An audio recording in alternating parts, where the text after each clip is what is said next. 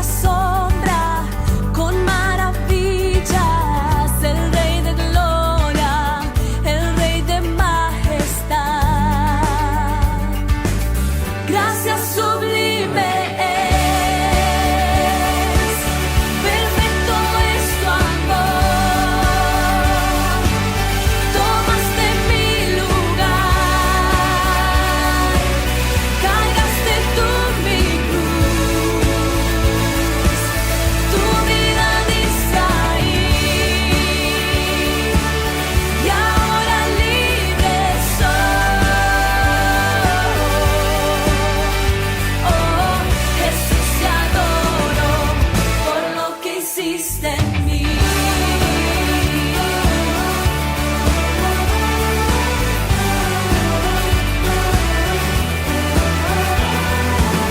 Pusiste en orden todo el caos, nos adoptaste como a tus hijos, el Rey de gloria, el Rey de gloria, el que gobierna con su justicia y resplandece con su belleza, el Rey de gloria, el Rey de majestad.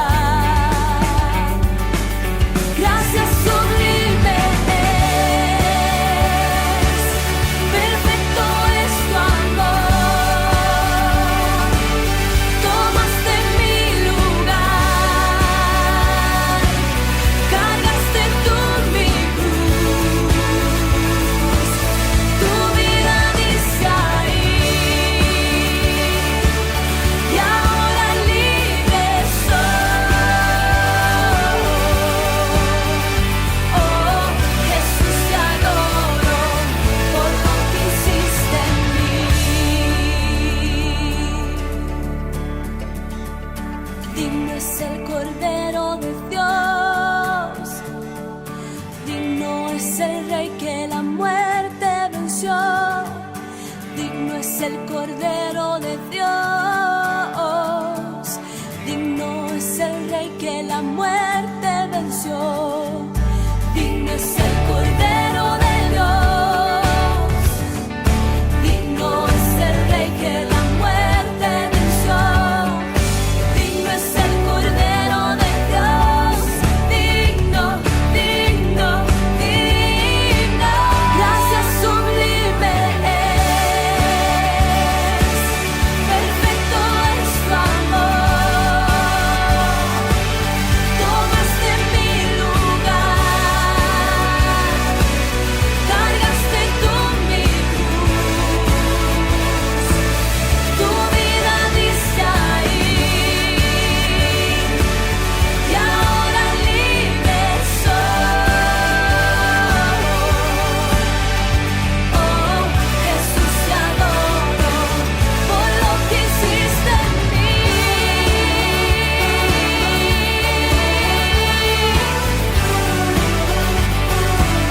Por lo que hiciste en mí.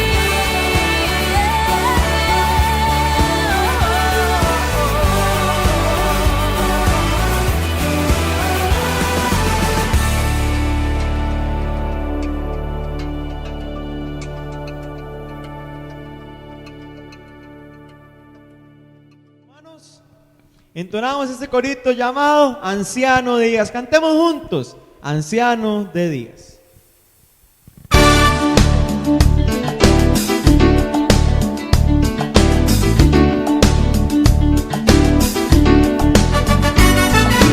Bendición y gloria, poder y honra, al anciano de días será.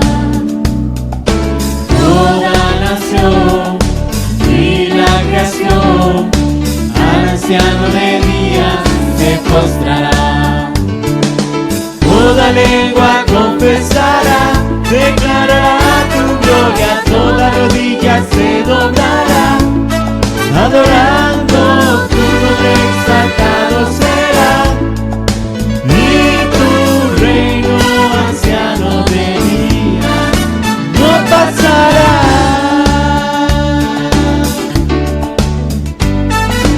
Bendición y gloria,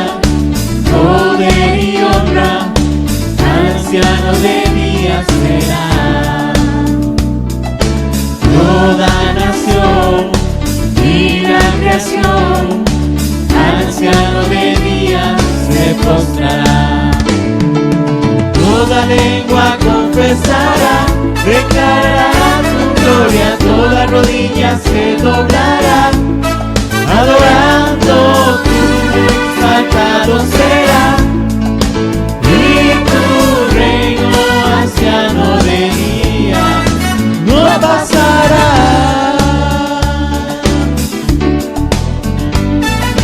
Sobre la tierra tú reinarás, al anciano de días cantar.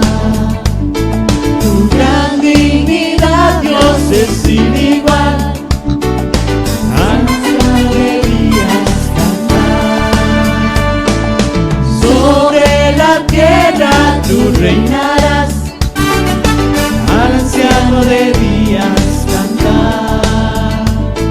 Tu gran dignidad, Dios, es sin igual, al anciano de días cantar.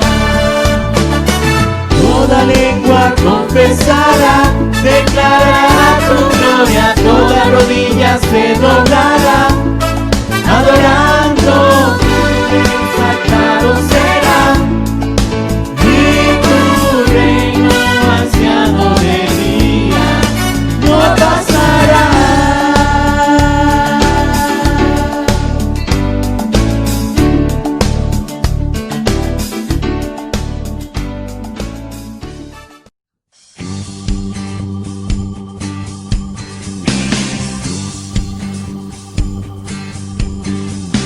Aquel que nos amó, testigo fiel, exaltaré al que es principio y fin, al gran yo soy, adoraré.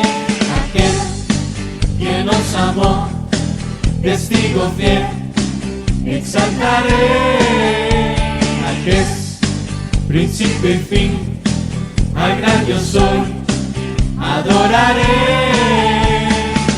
A Jesús mi Señor, resplandor de la gloria de Dios. A Jesús mi gran Rey, alabanza y honra daré. Aquel que nos amó, testigo fiel, exaltaré al que es principio y fin, al gran yo soy, adoraré. A Jesús mi Señor, resplandor de la gloria de Dios.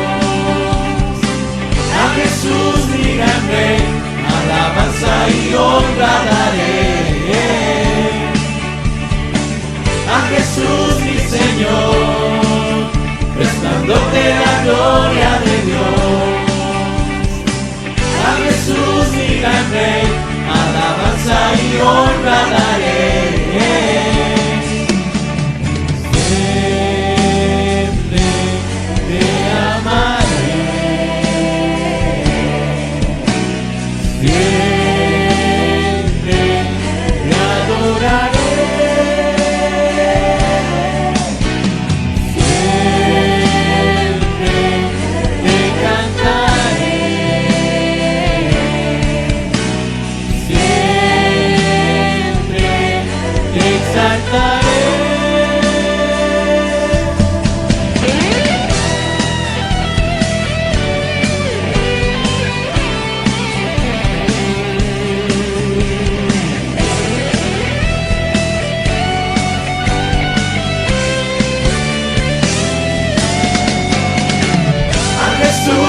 Señor, resplandor de la gloria de Dios.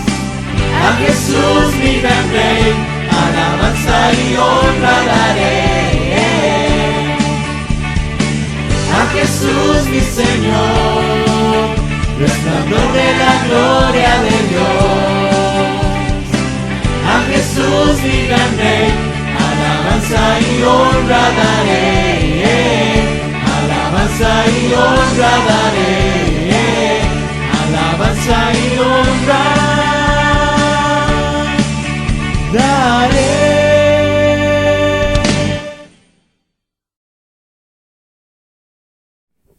Y por último entonamos, soy feliz en el servicio del Señor. Cantamos, soy feliz en el servicio del Señor.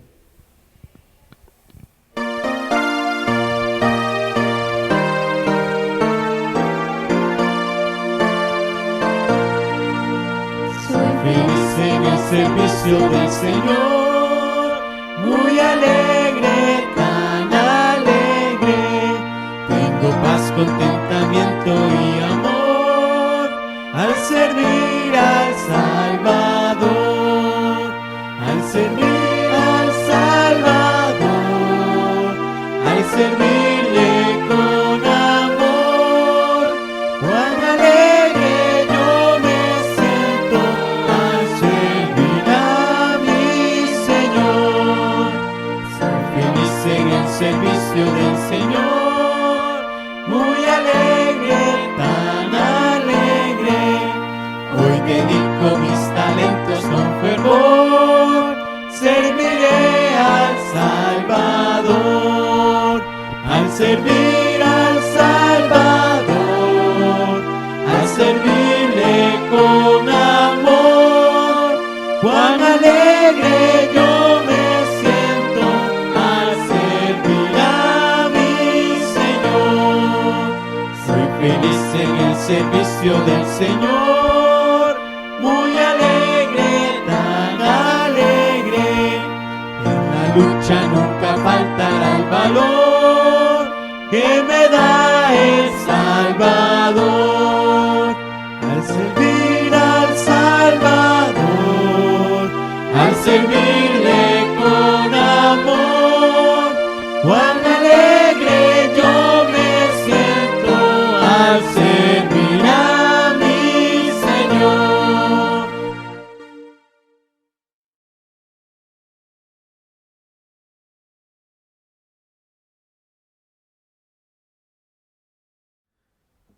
Buenas tardes, hermanos, que Dios les bendiga. De una vez procederemos a empezar la segunda o el segundo mensaje acerca de las iglesias de Apocalipsis. Y de una vez entramos al tema, porque hay abundante material, vasto material para compartir en esta noche. Así que vamos de una vez al libro de Apocalipsis, el capítulo 2. Libro de Apocalipsis, el capítulo 2, el versículo 8 hasta el versículo 11. Dice la palabra del Señor: y escribe al ángel de la iglesia en Esmirna, el primero y el postrero, el que estuvo muerto y vivió, dice esto: yo conozco tus obras y tu tribulación y tu pobreza, pero tú eres rico. Y la blasfemia de los que se dicen ser judíos y no lo son, sino sinagoga de Satanás. No temas en nada lo que vas a padecer. No temas, repito, no temas en nada lo que vas a padecer. He aquí el diablo echará a algunos de vosotros en la cárcel, para que seáis probados, y tendréis tribulación por 10 días. Sé fiel hasta la muerte. Enfatizo, sé fiel hasta la muerte, y yo te daré la corona de la vida. El que tiene oído, oiga lo que el Espíritu dice a las iglesias. El que venciere, no sufrirá daño de la segunda muerte. Esta es entonces la carta de Jesús a la iglesia en Esmirna. Vamos a hablar acerca del carácter de la ciudad de Esmirna. Esmirna era una ciudad hermosa y orgullosa. Era una ciudad rica en cultura y era una ciudad apta para el aprendizaje. Era una ciudad excelentemente hermosa, llamada en ese momento la Gloria de Asia. Era conocida con ese mote o con ese nombre, la Gloria de Asia. Cuando en ese tiempo se escuchaba en cierto lugar la Gloria de Asia, se refería a la ciudad de Esmirna, porque era además una gran ciudad rica y comercial, porque estaba ubicada en un punto estratégico, en la bifurcación en la que prácticamente convergía todo el comercio desde Roma hacia Asia, hasta llegar a la India. Era un punto donde Esmirna era un punto en el que abundaban todo tipo de mercados, legales e ilegales. Todo tipo de mercados, ventas, comercios. Incluso algunos dicen que en Esmirna fueron las primeras versiones de almacenes y establecimientos cerrados, que tenían tal vez esos establecimientos y esos almacenes cerrados, tenían o estaban dedicados especialmente a la producción y al comercio de vinos y fragancias. Era una ciudad, por lo tanto, rica y de grandeza comercial. También sabemos, hermanos, que a partir de documentos históricos, era una ciudad que era Esmirna, una ciudad profundamente comprometida con la idolatría y con la adoración al emperador romano. Incluso había una calle famosa en ese tiempo que era conocida como la calle de oro. Sí, como la calle de oro, ¿verdad? Donde habían y se podían ver magníficos templos para diferentes dioses, como la diosa Cibeles o el dios Apolos, Aquepios o Asqueplos, o Afrodita, o un gran templo dedicado para la adoración a Zeus. Ahora, la adoración a aquellos dioses paganos en ese tiempo estaba desvaneciéndose paulatinamente, y el verdadero enfoque de adoración estaba sobre el emperador romano. En el año 196 antes de Cristo, en Esmirna se construyó y se edificó el primer templo para Dea Roma, en otras palabras, para la diosa Roma, adorando a todo el sistema pagano de Roma.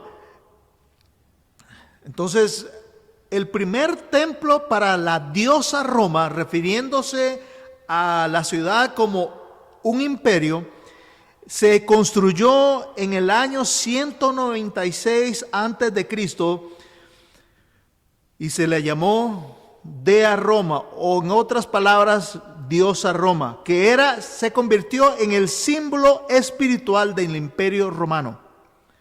Una vez que el espíritu de Roma fue adorado, el siguiente paso fue adorar a los emperadores muertos,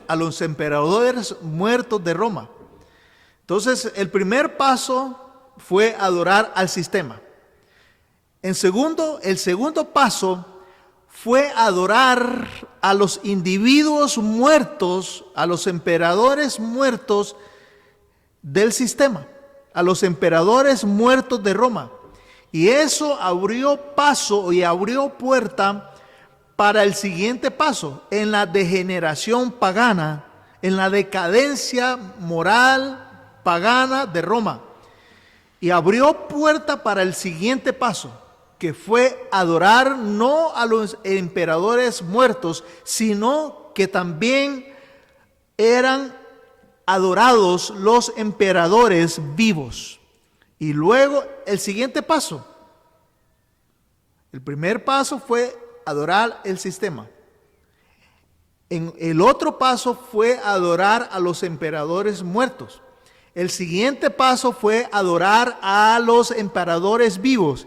Y el siguiente paso fue que esos emperadores vivos diseñaron una estructura para demandar tal adoración como una evidencia de alianza política y de orgullo cívico. En otras palabras, adorar a esa estructura, a ese sistema, adorar a ese andamiaje, significaba una alianza política y de orgullo cívico. Y así en el año 23 después de Cristo, a Esmirna, se ganó el privilegio de construir el primer templo para adorar al emperador Tiberio César, que estaba vivo en ese tiempo. Esmirna, entonces, se convirtió así en la principal ciudad del culto romano, de la adoración al emperador romano. El emperador romano Domiciano, que reinó en el año 81 hasta el 96 después de Cristo, fue el primero en demandar adoración bajo el título, entre comillas, Señor de las personas del Imperio Romano.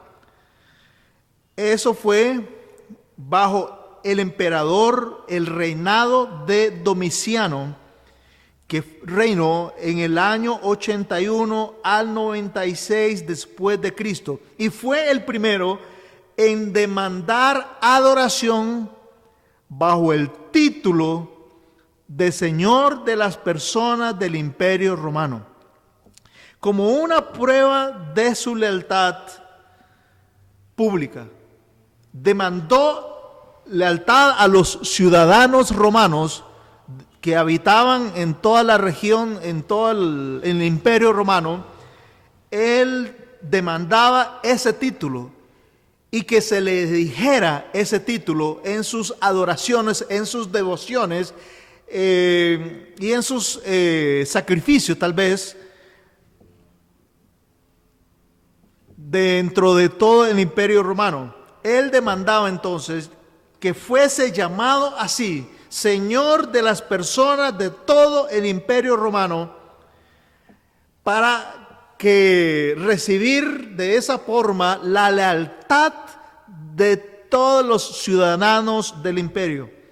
Al punto que la adoración del emperador había empezado como una demostración espontánea de gratitud hacia Roma. Pero al final del primer siglo, en los días de Domiciano, el paso final fue tomado y la adoración al César se convirtió no en una demostración espontánea y voluntaria, se convirtió en una total obligación. Era obligatorio para todos los ciudadanos de Roma mostrar tal devoción, tal adoración al César Domiciano. Al punto que una vez al año, cada ciudadano romano debía quemar una pizca de incienso en el altar de la divinidad a César. Y habiendo hecho esto, escuche, hermanos, porque es curioso, ¿verdad? Y no pierda detalle de lo que vamos a decir. Una vez al año, cada ciudadano romano debía, por obligatoriedad, por ley, quemar una pizca de incienso en el altar de la divinidad de César. Y habiendo hecho esto, ya habiendo cumplido con esa pizca de devoción, con esa pizca de incienso quemado sobre el altar pagano, y habiendo hecho esto, se le extendía un certificado de garantía, dando fe que había practicado su deber religioso. Me parece que en ese tiempo se estableció una temprana versión del gobierno global de la bestia, del anticristo, que va a reinar, que va a prevalecer en los últimos tiempos. Esa es tal vez la temprana versión del gobierno globalizado de la bestia, que nosotros conocemos como el anticristo. Entonces, así que hermanos, imaginémonos a los creyentes en Esmirna, porque claro está que si fue o había una carta enviada a la iglesia en Esmirna. Claro está que había una congregación fiel en su devoción y en su adoración a Dios, al único y sabio Dios. Dentro de la ciudad de Esmirna había una congregación de creyentes fieles a Dios.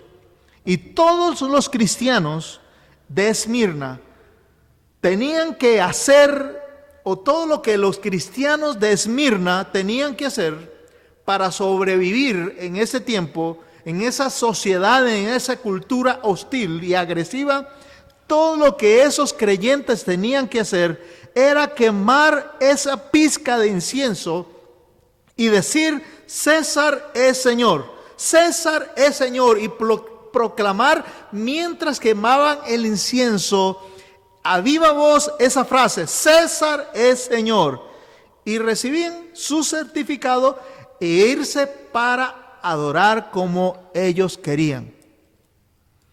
Bueno, pero eso era lo que precisamente los creyentes de Esmirna no iban a hacer. Eso que era el deber cívico, eso era lo que precisamente los creyentes de Esmirna no iban a hacer, ni harían. A ningún creyente esmirno se le da, ningún creyente esmirno le daría el título de Señor al César. Ese nombre y título eran y debían ser únicamente para Cristo Jesús y para Él solamente. Ellos no harían semejante cosa ni siquiera por mero formalismo, ni siquiera por mera educación, para no causar enojo a las autoridades, para no ofender a las autoridades.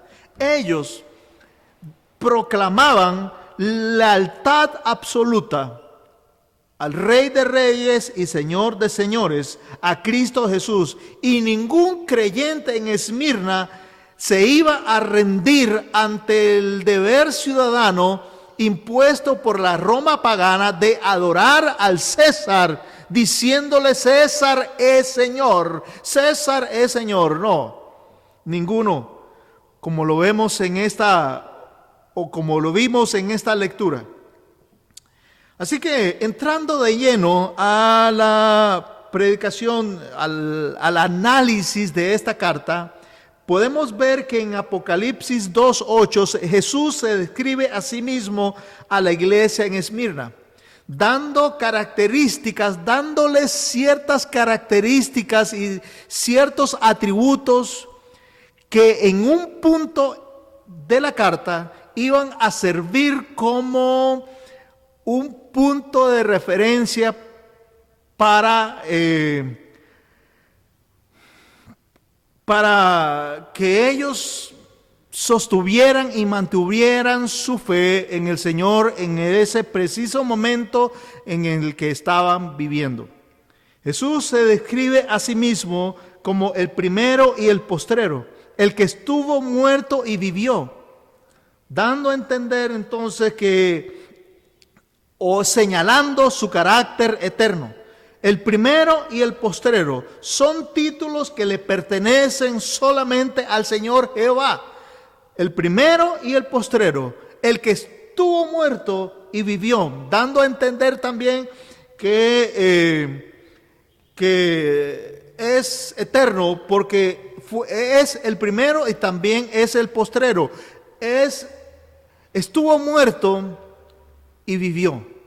La muerte no tuvo poder para retenerlo en la tumba. Entonces, claramente Jesús se describe a sí mismo, dando a entender con esa expresión su carácter eterno. Jesús eligió este título para recordarle a los cristianos en Esmirna que ellos servían al Señor resucitado, que no tuvieran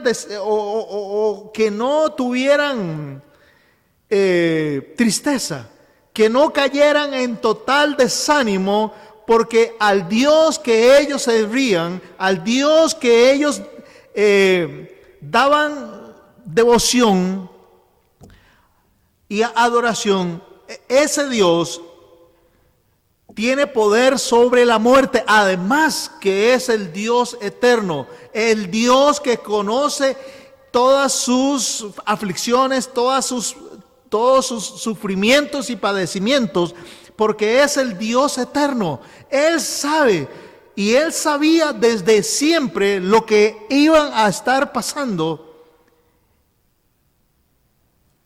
Y aunque estuvieran muertos, o aunque la muerte física los alcanzara, no obstante, la vida espiritual ellos no la perderían con la muerte física. Entonces Jesús les escribe esta carta para darles aliento y darles ánimo, porque servían al Señor Jesucristo resucitado y victorioso sobre la muerte. Y la muerte no pudo retener a Jesús, ni puede. Si la muerte no pudo detener y retener a Jesús, no puede entonces retener y detener a su pueblo, a sus fieles. El nombre Esmirna viene de la palabra mirra, que es un perfume de olor dulce y a la vez amargo. No me imagino esa combinación, dulce y amargo. Pero era famosa por la producción de esa fragancia exquisita y extravagante llamada mirra, que es una mezcla de perfume de olor dulce y a la vez amargo, dando a entender con esto lo extraordinariamente dulce que puede ser el más amargo sufrimiento por amor y fidelidad a Jesús. Repito, porque eso me llamó la atención cuando lo estaba estudiando. Lo extraordinariamente dulce que puede ser el más amargo sufrimiento por amor y fidelidad a Jesús. Gloria a Dios por eso. En Apocalipsis 2:9 también puede verse que lo que Jesús se conoce, o lo que Jesús conoce acerca de los cristianos en Esmirna. Jesús hace un escaneo espiritual de la condición espiritual de los hermanos en Esmirna y pues resultó su diagnóstico favorable, altamente favorable y agradable a los ojos de Dios. Lo que Jesús conoce entonces de los cristianos en la iglesia en Esmirna se menciona en el versículo 9. Yo conozco tus obras. En Esmirna, Jesús también conocía sus obras, su tribulación, su pobreza. Y hablando de pobreza, tenemos que decir que Esmirna era una ciudad próspera, pero los cristianos de ahí eran pobres. ¿Por qué eran pobres? Bueno, vamos a ver esto con más detalle. La palabra utilizada aquí indica el nivel más profundo de pobreza. Podría considerarse o podría referirse a uno que era miserablemente pobre. Esos cristianos conocían la pobreza porque eran asaltados y despedidos o corridos o echados violentamente de sus trabajos, de sus almacenes, de los mercados, de las plazas donde ellos trabajaban por causa de su fidelidad a Cristo. Quiero resaltar aquí que también eran echados los creyentes que mostraban lealtad a Jesús en vez de César. Con ese certificado de garantía que expedía el Imperio Romano, también lo recibían los patronos, los señores o los amos, en ese caso, dando a entender que ese establecimiento también había cumplido con el requerimiento de adorar al César. Y cualquiera patrono o cualquier empleador que no tuviera en su establecimiento ese certificado podía ser o podía correr el riesgo de que clausuraran su establecimiento. Y todo empleado, todo patrono quería evitar eso, porque eso era un descrédito para su establecimiento comercial. Entonces, para que evitara caer en descrédito y en desgracia social, no era conveniente tener un trabajador en su establecimiento, en su almacén, que mostrara absoluta lealtad al Señor. Por eso eran corridos, por eso eran echados sin garantías, tal vez, de sus trabajos. Entonces, eran de los creyentes que dice Hebreos el capítulo 10, el versículo 34. Del despojo de vuestros bienes sufristeis con gozo, sabiendo que tenéis en vosotros una mejor y perdurable herencia en los cielos. Eso sufrieron los primeros cristianos, sobre todo los creyentes en Esmirna. Ese tipo de persecución económica era una razón importante por la cual los cristianos en Esmirna, a pesar de habitar en una ciudad donde era próspera y rica, los cristianos en Esmirna, no obstante, eran creyentes pobres. Vamos, seguimos. También destaca Jesús que ellos podían detectar y podían identificar a los que la blasfemia de los que se dicen ser apóstoles y no lo son, los falsos religiosos. Pero ese es otro tema que podríamos alargar en esto algún tiempo. Vamos a proseguir. Entonces,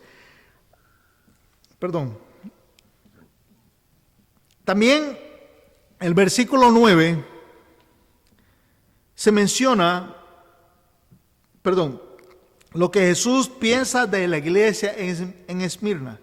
Ellos, a pesar de su pobreza, Jesús destaca que eran ricos en gran manera. En el versículo 9 dice eso. Ahora, hagamos una pausa aquí. Porque si Jesús le llama a estos creyentes ricos, es porque eran ricos en gran manera. No del tipo de riqueza material de este mundo. Porque sabemos que los creyentes en Esmirna eran pobres. Pero delante de los ojos de Dios eran creyentes ricos. Ahora vale la pena pensar aquí, ¿qué hace que una iglesia sea reconocida por Dios por ser rica espiritualmente hablando, a pesar de su pobreza material? Vale la pena pensar en eso. ¿Qué hace que una iglesia sea reconocida por ser rica espiritualmente hablando, a pesar de su pobreza?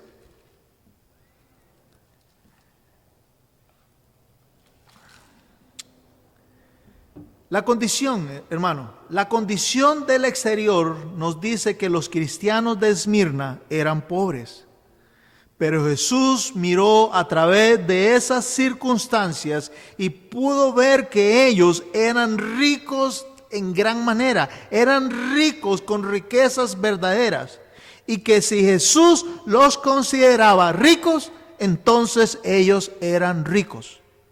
No a la usanza del mundo temporal, no al estilo de las riquezas temporales de nuestra sociedad.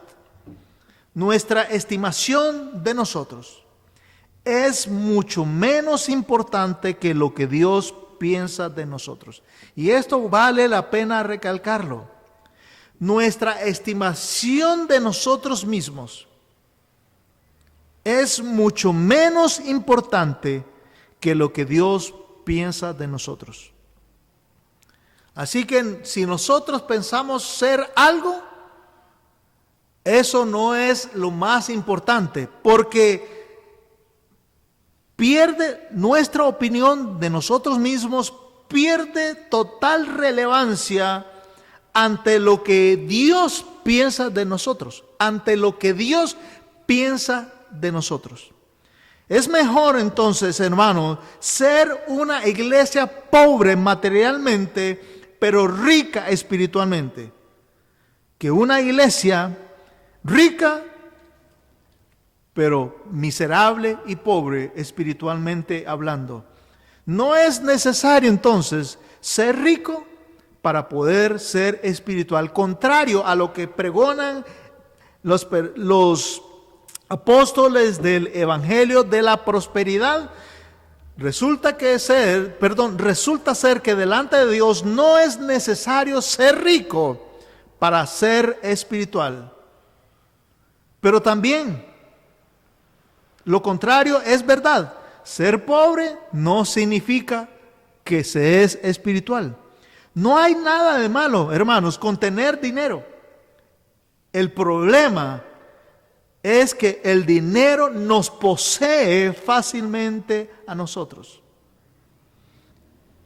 ya que a menudo las riquezas materiales son adquiridas y mantenidas a expensas de verdaderas riquezas espirituales. Repito, ya que a menudo las riquezas materiales son adquiridas y mantenidas a expensas de las verdaderas riquezas espirituales, y hacemos concesiones solo para ganarnos unos cinquitos más y solo para prosperar y tener riquezas materiales, hacemos concesiones.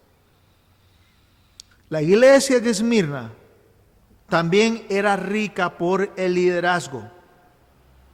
Uno de los pastores de la iglesia en Esmirna, o el principal pastor de la iglesia en Esmirna, se llamaba Policarpo. Era uno de los discípulos del apóstol Juan. Policarpo sirvió en Esmirna hasta el año 155 después de Cristo, fecha en la que murió heroicamente como un mártir. A propósito, tendremos y haremos una pausa para ver un pequeño video que narra el martirio de este héroe de la fe, que según la historia fue tal vez el número 11, 12, el 11º o el 12º mártir de toda la historia. Vamos a escuchar la historia de Policarpo. El año después de que Policarpo regresó de Roma, una gran persecución cayó sobre los cristianos de Esmirna. Su congregación le instó que dejara la ciudad hasta que el peligro pasara. Así, creyendo que Dios quería que él estuviera unos pocos años más, Policarpo dejó la ciudad y se escondió en una granja que le pertenecía a unos amigos cristianos. Mientras tanto, el jefe de policía emitió una orden de arresto. Capturaron a uno de los siervos de Policarpo y lo torturaron hasta que él les dijo en dónde estaba su amo. En la tarde, el jefe de policía y una banda de soldados llegaron a la antigua granja. Cuando los soldados lo encontraron, se avergonzaron al ver que fueron a arrestar a un hombre tan viejo y frágil, pero ellos le pusieron en un asno y le encaminaron de regreso a la ciudad de Esmirna. De camino a la ciudad, el jefe de policía y otros oficiales de gobierno trataron de persuadir a Policarpo que ofreciera una pizca de incienso ante una estatua de César y que simplemente dijera: César es Señor. Eso era todo lo que tenía que hacer y él sería liberado. Le suplicaron que lo hiciera para que así escapara del terrible sufrimiento. El anciano pastor se mostró silencioso, pero luego él les dio una firme respuesta de no. Enojando así al jefe de la guardia, quien, fastidiado con el anciano, lo empujó de su carruaje hasta el duro asfalto. Policarpo, golpeado pero resuelto, se levantó y caminó el resto del camino hacia la arena. Los horribles juegos en la arena ya habían comenzado en serio. Una gran multitud sedienta de sangre se había juntado para ver a los cristianos ser torturados y asesinados. Un cristiano llamado Quintis había proclamado valientemente que él era un seguidor de Jesús y estaba dispuesto a ser martirizado.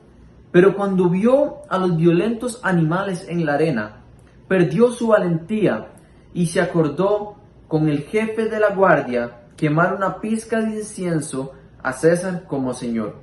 Pero otro joven llamado Germanicus no se retractó. Él marchó y enfrentó a los leones y murió, una muerte agonizante por su Señor Jesucristo.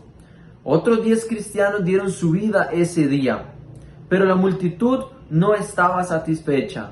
Ellos clamaban: ¡fuera los ateos, que no adoran a nuestros dioses! Para ellos, los cristianos eran ateos, porque no reconocían a los dioses tradicionales de Roma y Grecia. Finalmente, la multitud empezó a repetir: ¡saquen a Policarpo! Cuando el cuerpo de Policarpo fue arrojado violentamente a la arena. Cansado él y otros cristianos escucharon una voz del cielo que les decía: «Sé fuerte, Policarpo, sé el hombre». Mientras él estaba delante del procónsul, intentaron de nuevo que renunciara a Jesús.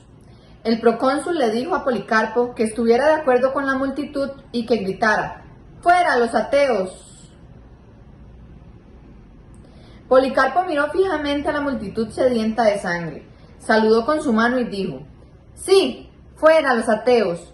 El procónsul persistió: «Toma juramento e insulta a Cristo, y yo te liberaré». Policarpo contestó: «Por 86 años he servido a Jesús. ¿Cómo he de atreverme a maldecir a mi rey?». El procónsul finalmente se dio por vencido y anunció a la multitud el crimen del acusado.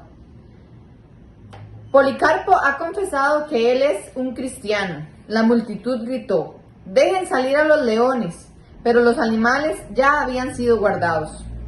Entonces la multitud demandó que Policarpo fuera quemado. El anciano recordó el sueño de su almohada que se quemaba y tomó coraje en Dios. Le dijo a sus ejecutores: «Está bien, yo no le temo al fuego, que quema por una temporada y que después de un rato es apagada. ¿Por qué tardan? Vamos, hagan su voluntad». Ellos acomodaron una gran pila de madera y prepararon un palo en el centro. Mientras ataban a Policarpo en el palo, él oró: «Te doy gracias que con gracia has pensado que soy digno de este día y de esta hora, que yo pueda recibir una porción en el número de los mártires en la copa de tu Cristo». Después de que oró y dio gracias a Dios, ellos encendieron la madera. Una gran pared de flamas se levantó hacia el cielo, pero nunca tocó a Policarpo. Dios había puesto un cerco de protección entre él y el fuego. Al ver que no ardía, el ejecutor, en una furiosa rabia, apuñaló al anciano con una lanza. Inmediatamente ríos de sangre chorrearon de su cuerpo y al parecer extinguieron el fuego. Cuando esto sucedió, los testigos dicen que vieron a una paloma ascender de entre el fuego hacia el cielo. En ese mismo momento, un líder de la iglesia en Roma, llamado Ireneo, dijo que escuchó a alguien que le dijo: Policarpo está muerto, Dios llamó a su siervo a casa. Qué impresionante, hermanos, qué impresionante. La verdad, conmovedor. Increíble. Todo un héroe de la fe. Y la historia nos dice que a eso específicamente, justamente, se refería Apocalipsis, el capítulo 2, el versículo 10. A esa clase de martirio se refería Jesús cuando dijo: no temas en nada lo que vas a padecer. El diablo echará a alguno de vosotros en la cárcel.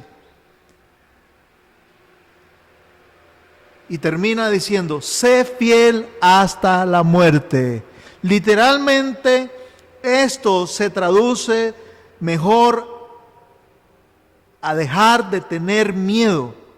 Los cristianos en Esmirna sufrieron e iban a sufrir también persecución, y ellos tenían mucho miedo. Ellos tenían temor por esa persecución que estaban sufriendo, y se avecinaba una persecución más feroz, más exacerbada.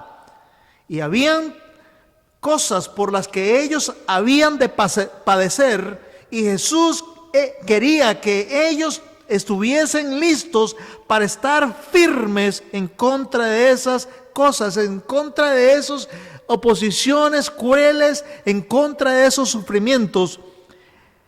Aquí entonces Jesús les describe la naturaleza de la persecución que vendría en contra de los cristianos en Esmirna. Aparentemente ellos iban a ser encarcelados, y por un tiempo específico. Tendréis tribulación por 10 días. 10 días. La verdad es que la persecución que vendría a los cristianos en Esmirna sería por parte del diablo. Y al mismo tiempo también, y gloria a Dios por eso, al mismo tiempo estaba determinado en su tiempo, en su duración, ilimitado por Dios. Dios había establecido un término, un fin: 10 días. Más de eso y menos de eso no, pero 10 días. Seguramente el diablo quería encarcelarlos por un tiempo mayor, pero Dios limitó la tribulación a 10 días. El ser echado en la cárcel ciertamente era una persecución severa en esos tiempos. En aquellos días, la cárcel nunca era utilizada para rehabilitar a alguien. Nunca fue usada para castigar y darle una reprimenda a alguien. Normalmente en ese tiempo, la cárcel, la prisión, ser echado a la cárcel era únicamente para los que esperaban el juicio y la ejecución, o sea, literalmente una pena de muerte. En Esmirna, sobre todos los lugares, para una persona entrar a una iglesia cristiana era literalmente tomar una sentencia de muerte. En Esmirna, literalmente la iglesia era un lugar para héroes, del que no salían vivos. Entraban a un lugar, pero no salían vivos.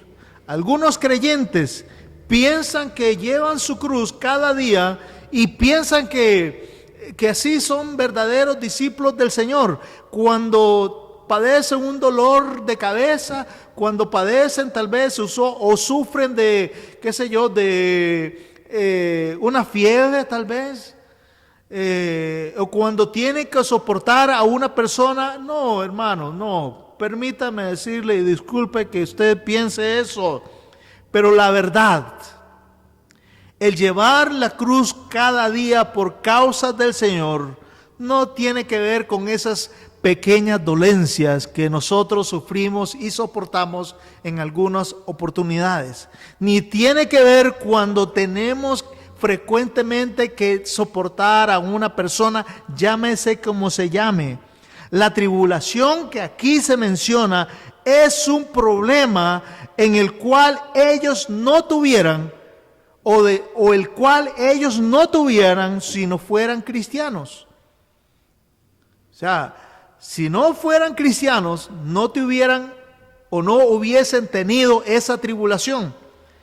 Pero ser cristiano en ese tiempo y sobre todo en esa ciudad era sinónimo de muerte.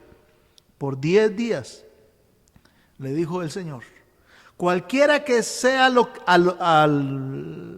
que se refiere, cualquiera que sea el significado de estos 10 días, la verdad verdadera es que podemos afirmar con contundencia que toda persecución, por muy severa que sea, su duración está reducida a un tiempo limitado por Dios. Amén. Sí, no hay sufrimiento que se escape del control y del límite de Dios. Pero son necesarios los padecimientos y los sufrimientos en la vida cristiana. ¿Para qué? Bueno, para que seáis probados. Ciertamente Dios tenía un propósito en sus aflicciones y así Él lo permitió. No sabemos por qué Dios permite los sufrimientos, pero sí lo único que debemos saber es que hay un propósito detrás de cada sufrimiento permitido por Dios. Dios usa las aflicciones para purificarnos, para purificar nuestro carácter, para perfeccionarnos en santidad y hacernos como Jesús, y para hacernos verdaderos testigos de Él. A los santos en Esmirna no se les dio una charla acerca del desaliento, una pequeña charla con buen tono y educación y elocuencia y prestancia tal vez acerca del desaliento y el desánimo, o cómo ganar amigos y ser una persona positiva y actuar con resiliencia, etc. No, para ellos no había una promesa de liberación de la tribulación. ¿Acaso usted ve, hermanos, que aquí está plasmada una promesa de librarlos de la tribulación? No. De la pobreza, liberarlos, evitarles la pobreza, los ultrajes, los padecimientos, la tribulación. No, más bien Dios les dice que lo peor está por venir. Si estaban sufriendo al presente en ese momento, lo peor estaba por venir. En este caso, entonces, Dios permitió este ataque para que ellos fuesen probados, para que ellos demostraran en medio y por medio de su sufrimiento su devoción y su obediencia absoluta a la palabra de Dios y a su voluntad. Y así Dios demostraría las verdaderas riquezas de la iglesia en Esmirna a todos, al permitir que los cristianos en Esmirna fuesen probados. Demostraría por medio del sufrimiento, por medio de la obediencia en medio del sufrimiento, Dios demostraría las verdaderas riquezas de la iglesia en Esmirna a todos. Dios está interesado en probarnos a nosotros también. A lo mejor no de la misma forma, en el mismo estilo en el que probó a los hermanos en Esmirna.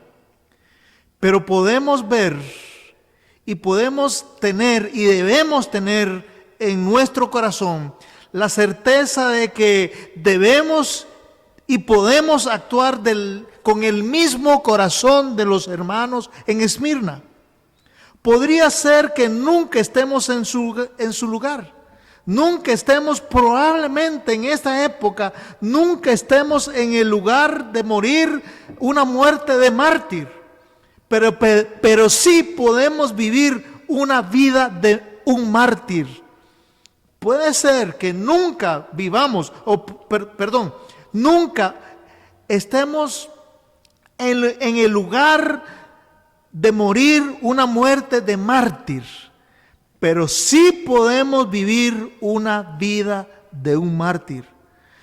Mucho más cristianos y muchos cristianos en estos días evaden la persecución de cualquier tipo al conformarse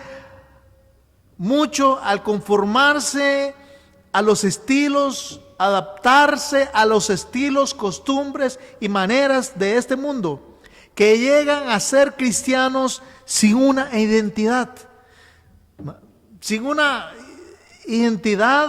que los distinga como cristianos, como seguidores y discípulos de Cristo. Más bien, lo que es peor, vivimos en este mundo, abundamos en este mundo de creyentes sin una identidad, más que una identidad secular y mundanalizada. Tristemente hablando, no así, y no era así con los creyentes de esta iglesia. Ellos fueron probados y delante de Dios pasaron la prueba. Sé fiel hasta la muerte, dijo Dios, y yo te daré la corona de la vida. Jesús no tiene una palabra, ni siquiera una palabra de reprimenda, de reprensión o corrección para los creyentes en Esmirna. Al contrario, Él les tiene una promesa y una corona. Y el ánimo a que sean realmente fieles hasta la muerte. Y literalmente hablando, la palabra griega o la expresión griega que aquí se usa podría ser y podría referirse a ser fiel hasta y en la muerte. O sea, dando a entender que debían ser continuamente fieles hasta llegar a la muerte. Y en el estado de muerte misma debían mostrar su absoluta lealtad y su absoluta fidelidad a Dios. Jesús le dice a estos creyentes en Esmirna: ustedes son mis ganadores. Ustedes son los que merecen un premio, un certificado de garantía de parte mía, que ustedes son los verdaderos triunfadores y vencedores. En Esmirna, en la ciudad, los adoradores a los dioses paganos utilizaban coronas. Pero era una corona corruptible. La corona que Dios les promete y nos promete a nosotros por nuestra absoluta lealtad es una corona incorruptible, eterna, reservada para nosotros que están, o reservada para nosotros en los cielos. Al que venciere, Dios dice, al que venciere no sufrirá daño de la segunda muerte. La verdad es que, hermanos, hasta el día de hoy, hasta nuestros días, nosotros no nos enfrentamos, al menos en este lado occidental, no nos enfrentamos a ese tipo de persecución que experimentaban los hermanos en Esmirna. Pero la verdad es que en el día de hoy, los mártires de la iglesia, definitivamente, el martirio de los cristianos definitivamente no ha pasado. Por todo el mundo los cristianos se enfrentan a la persecución y a cruel persecución, especialmente en Asia, en Europa del Este y en el mundo musulmán. Algunas personas estiman que más cristianos han sufrido por su fe, han sido martirizados en el siglo XX y en lo que llevamos del siglo XXI, más que todos los siglos acumulados y combinados anteriores. En este siglo XX y en lo que llevamos del siglo XXI, más cristianos han sido muertos, han sido martirizados que incluso todos los siglos anteriores juntos. Vamos a escuchar o ver otro video que nos narra el martirio a vista de pájaro, el martirio que están sufriendo, datos precisos que están sufriendo nuestros hermanos en la región de Asia, en el mundo musulmán y en Europa del Este. Vamos a ver, hermano.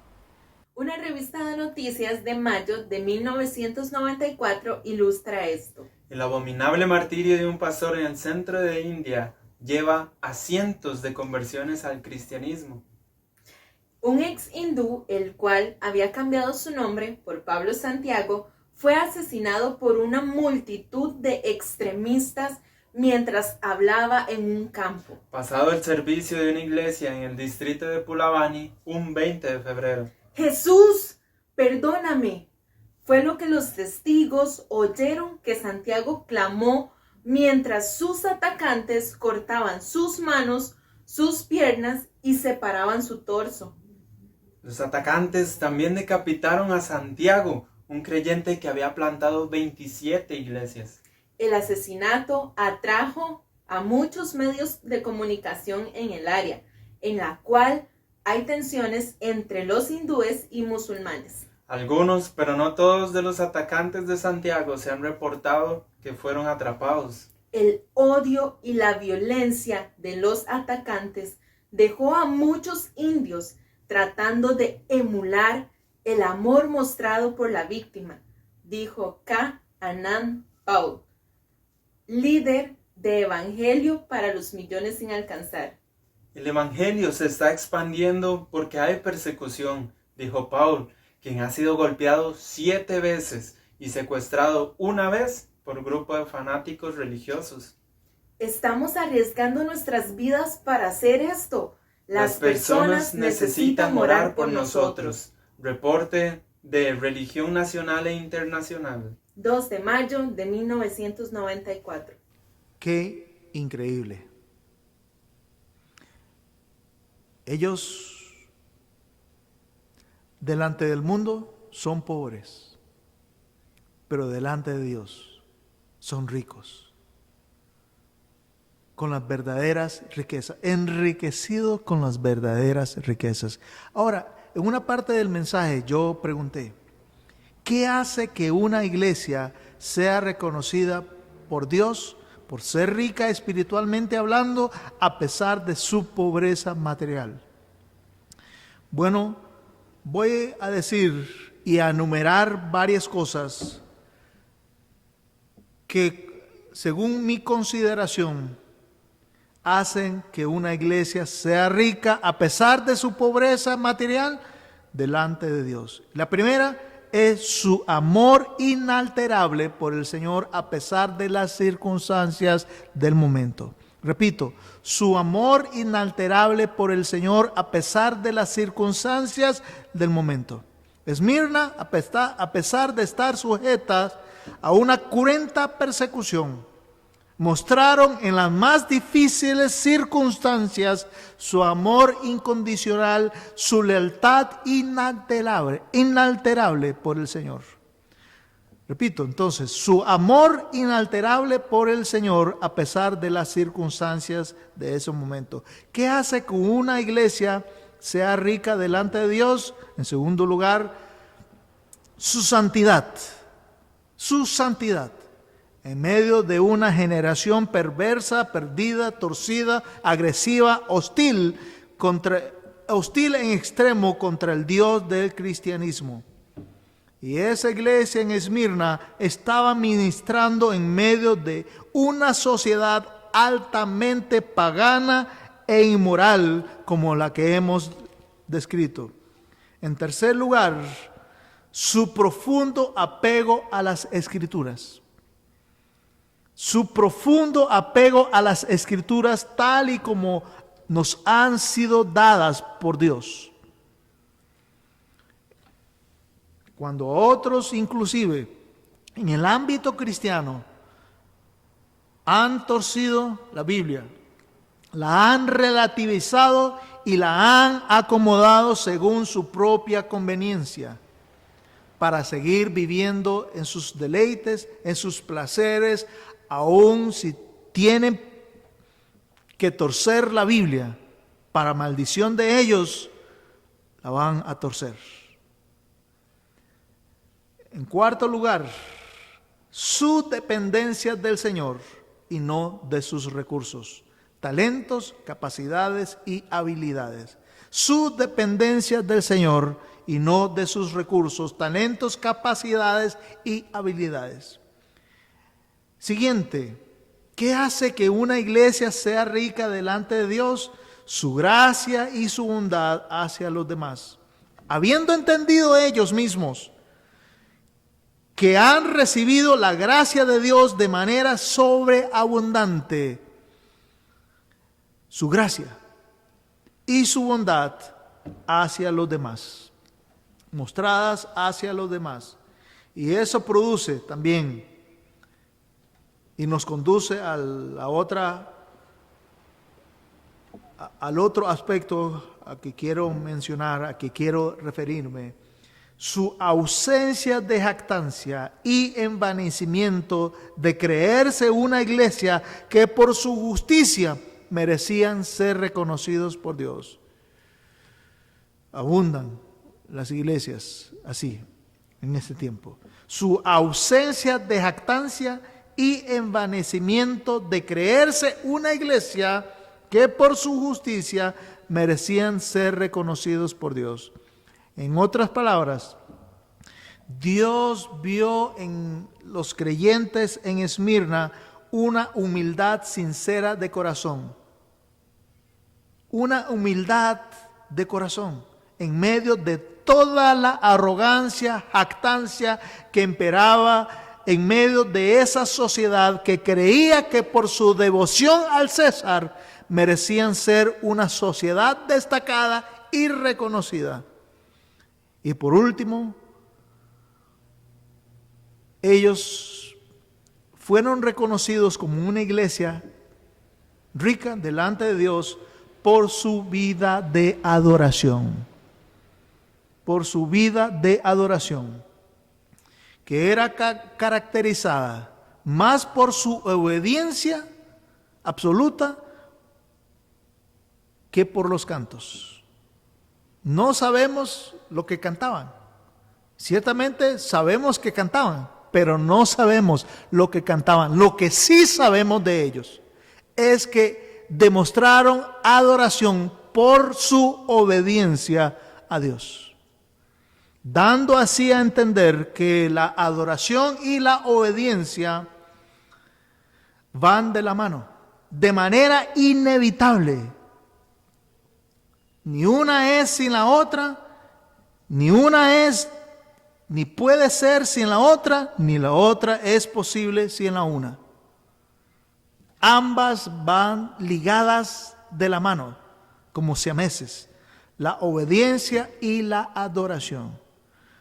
Para finalizar, hermanos, vamos a hacer una reflexión.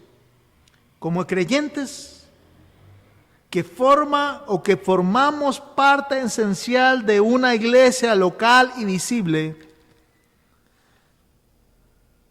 como creyentes, ¿somos una iglesia rica delante de Dios a pesar de nuestra pobreza material?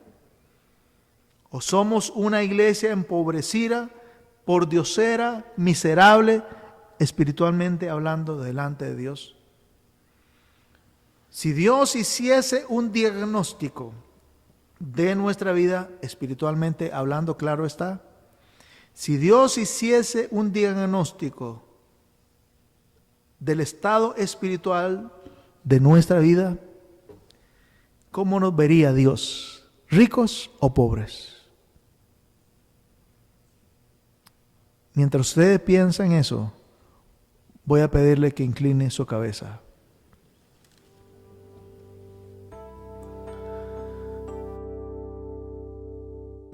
¿Es su amor por Dios inalterable en medio de toda situación, de toda circunstancia, hermano?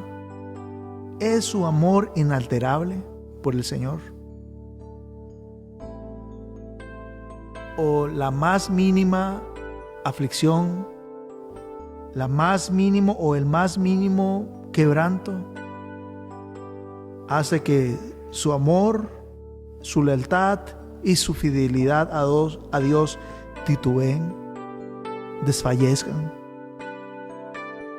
Su santidad. Hablemos de su santidad, hermano. ¿Cómo está su santidad delante de Dios? ¿Es usted y podría usted decir que delante de Dios yo estoy viviendo en santidad? Delante de los ojos de aquel que dice, yo conozco tus obras, ¿podría usted afirmar sin ninguna duda que está viviendo en santidad e integridad de vida? ¿Está obedeciendo a las palabras de Dios con profundo apego a las Escrituras, sin manipularlas, sin encauzarlas por su propio razonamiento para beneficiarse a usted mismo según su propia conveniencia? Hermanos, somos una iglesia, somos una iglesia compuesta de creyentes santos, de creyentes leales. ¿Podría Dios reconocernos como una iglesia rica espiritualmente hablando? Quiera Dios que sí. Y si no, este es el momento, hermano, para ponerse de acuerdo con el Señor. Vamos a orar. Amante Padre Celestial, gracias por esta exhortación, gracias por esta ponencia en la cual tú nos confrontaste con nuestro estado espiritual. Y sabemos, Señor, que no podemos escondernos ni ocultar nada delante de tus ojos. Tú sabes muy bien si somos ricos espiritualmente hablando o si somos miserables espiritualmente hablando. Puede ser que gocemos de cierta comodidad financiera, de cierta comodidad tal vez familiar,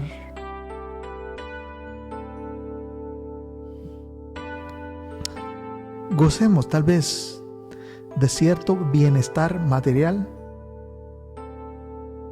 como creyentes, pero eso no es lo más relevante, eso no es lo más importante, Señor, porque podemos estar así con cierta comodidad y bienestar, pero delante de ti somos pobres, mostrándonos delante de tu presencia como creyentes inestables, inconstantes, infieles, desleales, que no te amamos por sobre todas las cosas, que no no te adoramos en espíritu y en verdad, no vivimos en santidad y muchas otras cosas más. Perdónanos, Señor, por ser pobres, miserables espiritualmente hablando. Ayúdanos a ser fieles imitadores de aquellos pobres pero ricos espiritualmente, como esos mártires que acabamos de escuchar. Ayúdanos a ser fieles imitadores de ellos, para que nuestro ánimo no se agote, no se canse hasta desmayar, hasta desfallecer. Más bien, por el contrario, que seamos fieles a ti, a tu palabra, hasta la muerte. En el nombre de Jesús te lo pedimos y te damos las gracias. Amén.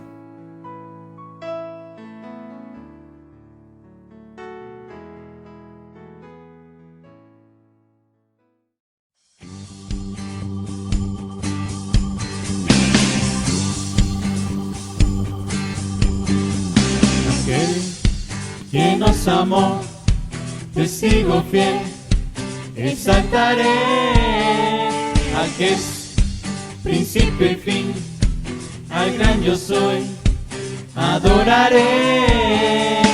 Aquel que nos amó, testigo fiel, exaltaré al que es principio y fin, al gran yo soy, adoraré. A Jesús mi Señor, resplandor de la gloria de Dios. A Jesús mi gran Rey, alabanza y honra daré. Aquel que nos amó, testigo fiel, exaltaré. Aquel principio y fin, al gran yo soy, adoraré. A Jesús mi Señor, resplandor de la gloria de Dios. A Jesús mi gran Rey, alabanza y honra daré. A Jesús mi Señor, resplandor de la gloria de Dios. A Jesús mi gran Rey, alabanza y honra daré. Siempre te amaré, siempre te adoraré, siempre te cantaré.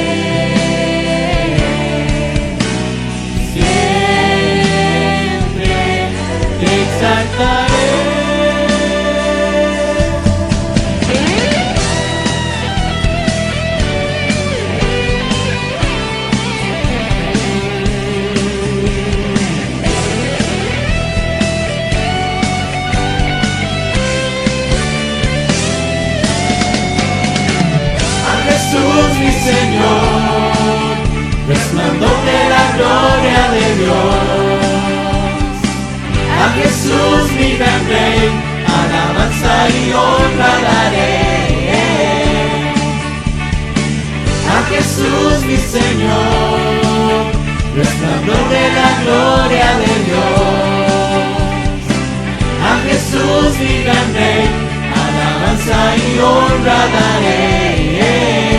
Alabanza y honra daré, alabanza y honra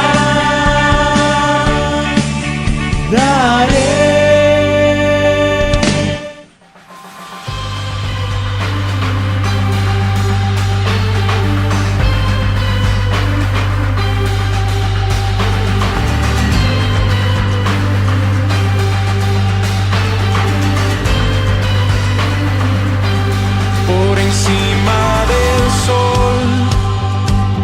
Hay una vista real, de allí la vida se puede ver como es en verdad. una visión celestial de todo lo terrenal. Toda la historia se ve a la luz de la eternidad. Quiero fijar mis ojos mucho más allá de lo que puedo ver. Miles de páginas me sirven de ventana para andar por fe. Mi Dios está en su trono y lo gobierna todo. Puedo yo confiar, pues soberano es Él. Pueden subir las aguas, firme está mi alma cuando puedo ver.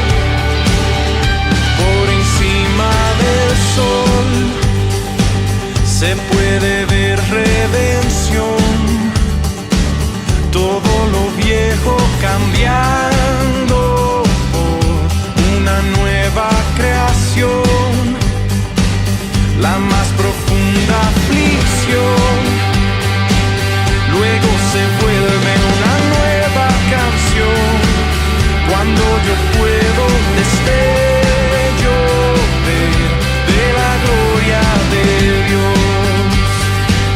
Quiero fijar mis ojos mucho más allá de lo que puedo ver.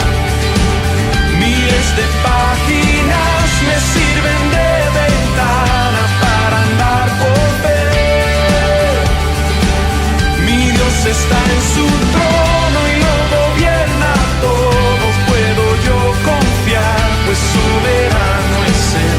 Pueden subir las aguas, firme está mi alma cuando puedo ver. Por encima del sol,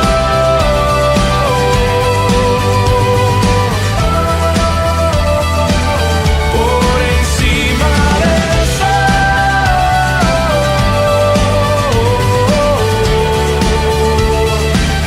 Puedo pasar por el fuego, que soplen los vientos, se agiten los mares, pues no hay sufrimiento que no dé buen fruto de vida a su tiempo.